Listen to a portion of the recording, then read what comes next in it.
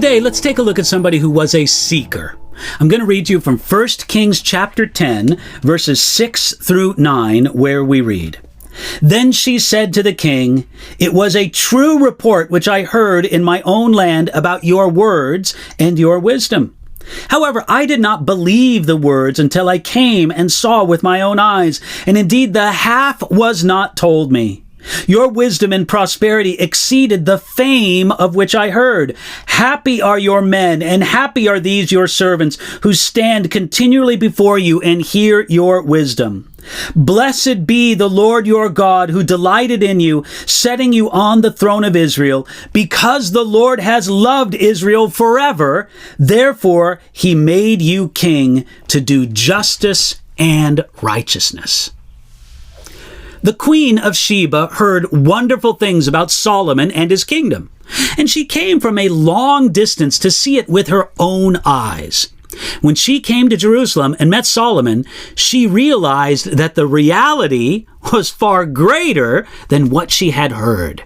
She said, "Indeed, the half was not told me," when she saw the glory of Solomon's kingdom. And it was glorious. Even those who served Solomon basked in the goodness of his kingdom. She said, "Happy are your men, and happy are these your servants." It's a joyful thing to serve a great, wise, and rich king. And we should always remember that though Solomon was a great king, Jesus is an even greater king. If it was a happy thing to serve Solomon, it's a much happier thing to serve Jesus.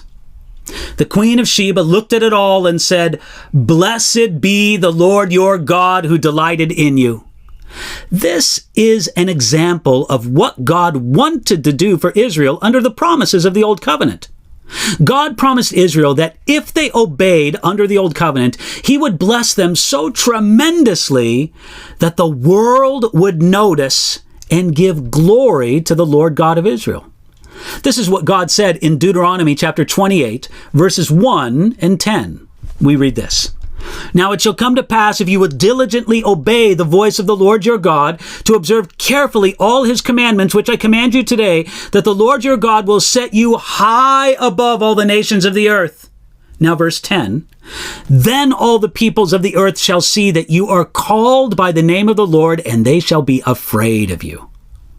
The idea is that God wanted to reach the nations through an obedient and blessed Israel.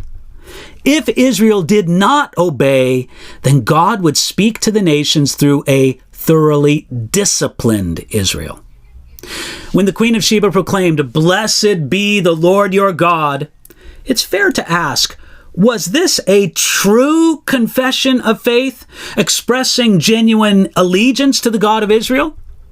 Taken in its context, these words may not be more than the queen's response to the astonishing blessing that's evident in Solomon's Jerusalem.